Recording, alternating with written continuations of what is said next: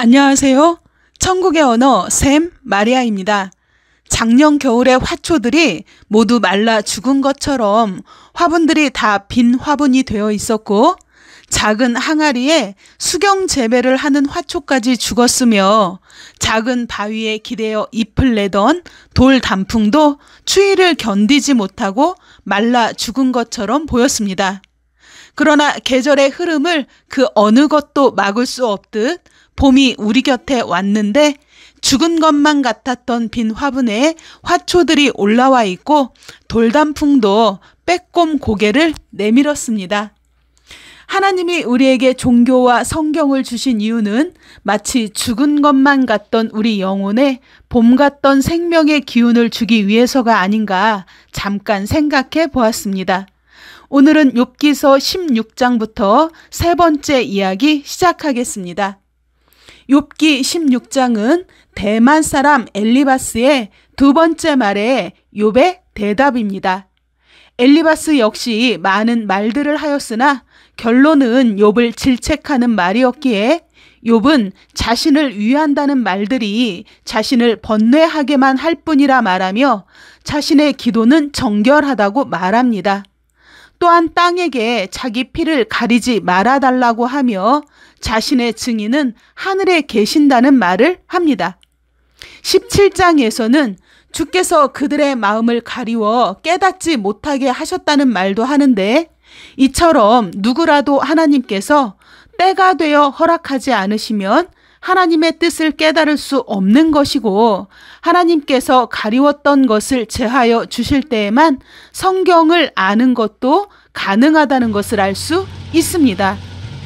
이와 같은 말은 이사야 29장에서 나와 있는 바 성경의 내용을 많이 알고 구절을 많이 암송한다고 해서 내게 유익이 되는 것이 아니라 말씀 속에 들어있는 말씀의 뜻을 알아야 우리 자신에게 유익이 된다는 것도 잊지 말아야 하겠습니다. 욥은 14절에 무덤더러 너는 내 아비라 구더기더러 너는 내 어미 내 자매라 할진대 라는 그 뜻을 알 수 없는 말을 하고 신약 성경에도 같은 말씀을 하고 계신 곳을 찾아볼 수 있습니다. 마태복음 23장에 예수님은 당시의 목자들을 향해 회칠한 무덤이라 말씀하셨고 마가복음 9장에 지옥에서는 구더기도 죽지 않고 불도 꺼지지 않는다는 말씀을 하셨습니다. 예수님은 왜 목자들을 무덤이라 하였고 구더기는 지옥불에 타지도 않는 것일까요? 너무 궁금하지 않으신가요? 욥의 그런 대답이 끝나자 이번에는 수아 사람 빌닷이 답하기를 18장 3절에 어찌하여 우리를 짐승으로 여기며 부정하게 보느냐라고 말하며 온갖 험한 말을 쏟아내게 됩니다. 19장에서 욥도 물러서지 않으며 자신의 뜻을 말하며 자신의 말이 기록되면 철필로 돌에 새겨졌으면 좋겠다고 합니다. 그러며 나의 이 가죽 이것이 썩은 후에 내가 육체 밖에서 하나님을 보리라 말하며 분노는 칼의 형벌을 부르고 심판이 있다는 것을 알게 될 것이라 합니다. 육체 밖에서 하나님을 보리라 하는 것을 보니 우리는 썩는 육신을 가지고 하나님을 뵐 수는 없고 영혼으로 하나님을 볼 수 있다는 것을 알 수 있습니다. 함께 하고 계신 분들 중에서는 사람에게 마음도 없고 정신도 없고 영혼도 없다고 말할 수 있는 분은 안 계실 것입니다. 그러나 모든 사람이 하나님을 보는 것이 아니라 전도서 3장에 짐승의 혼은 아래로 내려가고 인생의 혼은 위로 올라간다 하였기에 짐승과 같은 상태로는 하나님을 뵐 수 없고 지옥으로 갈 수밖에 없다는 것을 마음에 명심하셨으면 좋겠습니다. 이에 21장에 욥이 대답하며 22장에는 엘리바스가 23장에는 다시 욥이 말합니다. 23장 10절에는 우리가 자주 사용하는 성경 구절이 등장하는데 바로 나의 가는 길을 오직 그가 아시나니 그가 나를 단련하신 후에 내가 정금같이 나오리라 라는 말씀입니다. 욥은 하나님께서 왼편에서 일하셔도 알 수가 없고 만날 수 없으며 오른편으로 돌이키셔도 배울 수 없다고 하는 것처럼 인생들은 하나님의 행하심을 하나님께서 일러주시기 전에는 알 수가 없습니다. 13절에 욥은 하나님의 뜻은 일정하시다라고 말하는 것을 볼 수 있는데, 일정하시다라고 한다면 저 창세기부터 계시록에 이르기까지 하나님의 뜻이 일정하다는 말 아니겠습니까? 마태복음 6장 33절에도 먼저 그의 나라와 그의 의를 구하라고 하셨고, 6장 10절에는 뜻이 하늘에서 이룬 것 같이 땅에서도 이루어지이다 하였는데, 과연 하나님의 의와 뜻은 무엇일까요? 이어서 욥은 24장 13절에 광명을 배반하는 사람들에 대해서도 말합니다. 도대체 광명을 배반하는 것은 무엇일까요? 광명을 배반하는 자는 광명의 길을 알지 못한다라고도 말합니다. 또 사람을 죽이는 자는 새벽에 일어나 가난한 자나 빈궁한 자를 죽이고 밤에는 도적같이 된다 하는데, 새벽에 일어나 일하는 분들이 다 살인자고 도적이라는 말인가요? 그렇지 않겠지요? 그렇다면 이런 말씀의 뜻은 무엇인지 정확하게 알아야 하지 않겠습니까? 욥기 24장 18절에 그들은 포도원 길로 행치 못한다 하였는데, 하나님께서는 이사야서 5장 7절에 포도원을 이스라엘 족속이라고 하셨던 것과 요한복음 15장 1절에 예수님을 참 포도나무라고 하셨다는 것을 보면 이런 말씀들은 육적인 내용이 아니라 영적인 것임을 알 수 있습니다. 욥의 말에 25장에 빌닷이 말하는데, 하나님 앞에서 어찌 사람이 의롭다 하며 깨끗하다 하겠느냐 하시며, 하나님의 눈에는 달도 박지 못하고 별도 깨끗하지 못하거든 하물며 벌레인 사람 구더기인 인생이랴 합니다.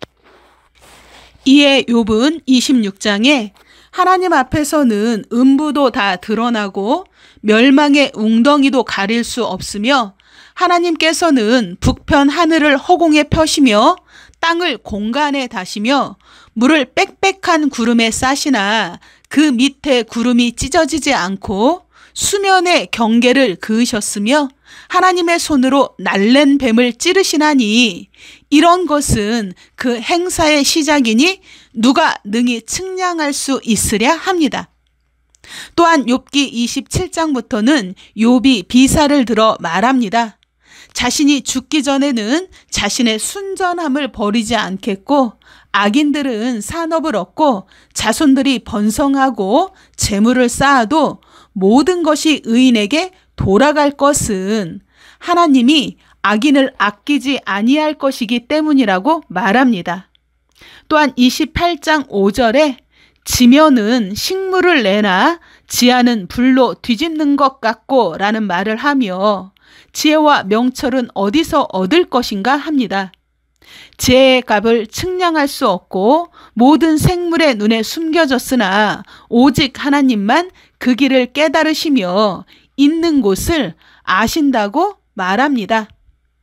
과학이 발전한 오늘날 우리들은 저 지하 세계가 불로 되어 있다는 것을 안 지가 몇백 년 되지 않았는데, 성경은 이미 몇천 년 전부터 기록하고 있으니 성경 지식의 차이를 인간 과학이 아직도 따라가지 못하고 있는 부분도 많이 있다는 것을 생각해 봐야 하겠습니다.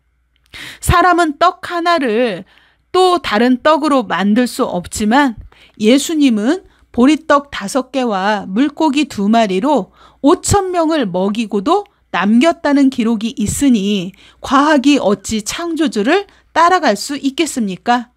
참으로 창조주 하나님을 경외함이 마땅한 것 같습니다. 그러며 28장 28절에 주를 경외함이 곧 지혜요 악을 떠남이 명철이라 하셨다고 하며, 29장에 자신에게 하나님이 함께 하셨을 때 어떻게 지냈었는지를 회상합니다.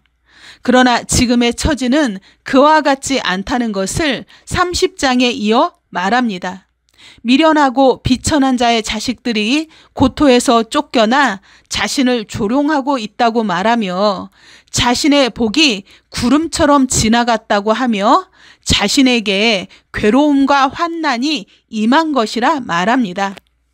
31장에서 욥은 내가 공평한 저울에 달려서 하나님이 나의 정직함을 아시게 되기를 원하노라 하는데 그만큼 자신은 하나님 앞에 정직하다는 것이 아니겠습니까? 그러나 욥은 자신에게 잘못이 있다면 지금의 처지가 마땅한 것이고 하나님께서 국문하실 때에 답하지 못할 것이라고도 합니다. 자신은 고아도 돌보고 과부도 돌보았으며 의복이 없는 자에게는 입혔다고 하며 나쁜 일을 한 적이 없는데 지금 하나님께서 재앙을 내리셨으니 심히 두렵다 하며 자신은 금과 재물에 기뻐하지 않았고 만약 그러했더라면 자신이 하나님을 배반한 것이라고 28절에 말하기도 합니다. 또한 자신의 장막 사람들은 고기에 배부르지 않은 자가 없었으며 행인에게라도 문을 열어주었고 대적 앞에 두려워하지 않고 나갔으며 값을 내지 않고 소산물을 먹지 않았으며 소유주로 생명을 잃게 한 적도 없다고 말합니다. 지금까지 욥과 그의 세 친구의 변론을 보면 욥과 세 친구는 정말 많은 하나님에 대한 지식을 자랑하고 있으며 사람들이 행할 수 있는 의로운 일들을 기록하고 있고 의롭지 못한 악인들에 대한 하나님의 심판도 기록하고 있습니다. 욥기서 32장부터는 새로운 인물이 나타나는데 욥과 세 친구보다 나이가 어린 엘리후라는 사람입니다. 32장 1절 첫 마디가 이렇게 기록되어 있는데 욥이 스스로 의롭게 여김으로 그 세 사람의 대답이 그침에 라고 되어 있습니다. 엘리후는 욥에게 노를 바라는데 그 이유는 욥이 하나님보다 자기가 의롭다 함이었으며 또 세 친구에게도 노를 바람은 그들 역시 능히 대답하지 못하면서 욥을 정죄했기 때문이라고 합니다. 또한 나이가 어려서 말하기를 참고 있다가 그들이 답을 하지 못하므로 노를 바라며 말합니다. 엘리후는 노인이든 대인이든 공의를 깨닫는 것이 아니라고 하며 자신의 가슴이 봉한 포도주 같고 새 가죽 부대가 터질 것 같은 마음이라 말을 하겠다고 합니다. 엘리후는 33장 6절에 나와 내가 하나님 앞에서 일반이니 나도 흙으로 지으심을 입었은즉 이라고 말하며 사람과 사람 사이에 서로 권세로 누를 수 없음을 먼저 이야기합니다. 엘리후는 욥이 자신은 허물도 불의도 없는데 하나님이 나를 칠 틈을 찾으시며 나를 대적으로 여긴다 하느냐고 하며 이렇게 말하는 것이 의롭지 못한 이유가 하나님은 사람보다 크심이기 때문이라고 전합니다. 또한 13절에 하나님은 모든 행하시는 것을 스스로 진술치 아니하시나니 내가 하나님과 변쟁함은 어찌미뇨 하며 사람은 무관히 여겨도 하나님은 한 번 말씀하시고 또 말씀하시고 사람이 침상에서 졸며 깊이 잠들 때에나 꿈에나 밤의 이상 중에 사람의 귀를 여시고 인치듯 교훈하시나니 이는 사람으로 그 꾀를 버리게 하려 하심이며 사람에게 교만을 막으려 하심이라고 이어서 말합니다. 이 말씀에서 여러 가지를 깨달을 수 있지만 우리가 가장 눈여겨볼 것은 귀를 여시고 인치듯 하신다는 말씀입니다.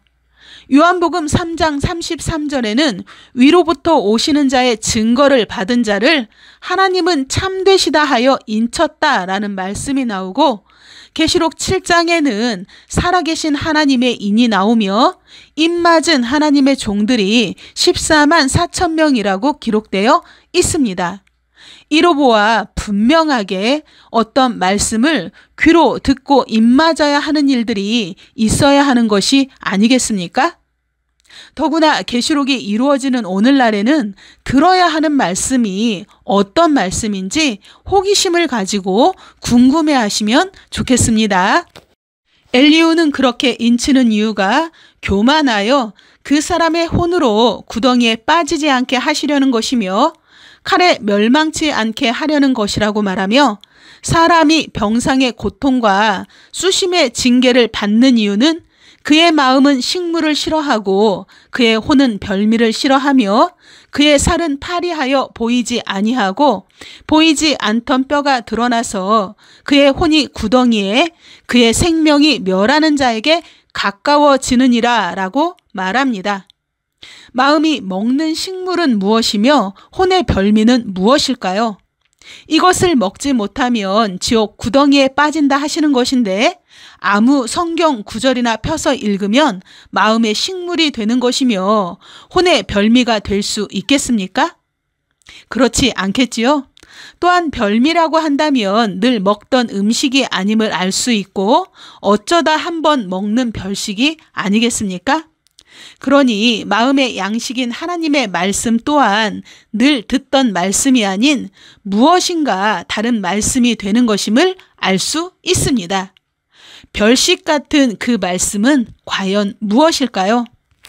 28절에 엘리후는 말하기를, 그럴 때에 만일 1천 천사 가운데 하나가 그 사람의 해석자로 함께 있어서 그 정당히 행할 것을 보일진대 하나님이 그 사람을 긍휼히 여기사 이르기를, 그를 건져서 구덩이에 내려가지 않게 하라. 내가 대속물을 얻었다 하시리라.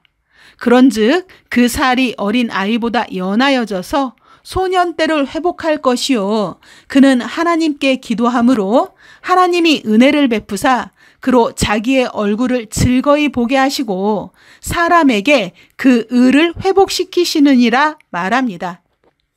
엘리후는 34장에도 이어 말하기를, 입이 식물의 맛을 변별함같이 귀가 말을 분별하나니 우리가 스스로 옳은 것은 택하고 무엇이 선한가 우리끼리 알아보자 합니다.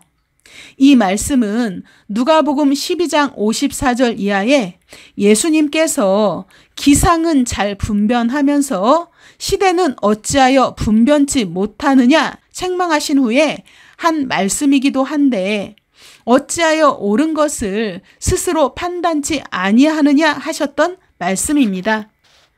욥기에서도 예수님께서도 무엇인가 들어보고 옳은 것을 스스로 판단하고 택하기를 원하셨던 것입니다. 예수님을 죽일 때 죄목은 예수님 자신을 하나님이라고 한다는 모함과 사람들을 선동한다는 거짓말과 이단이라는 프레임을 씌워 죽였습니다.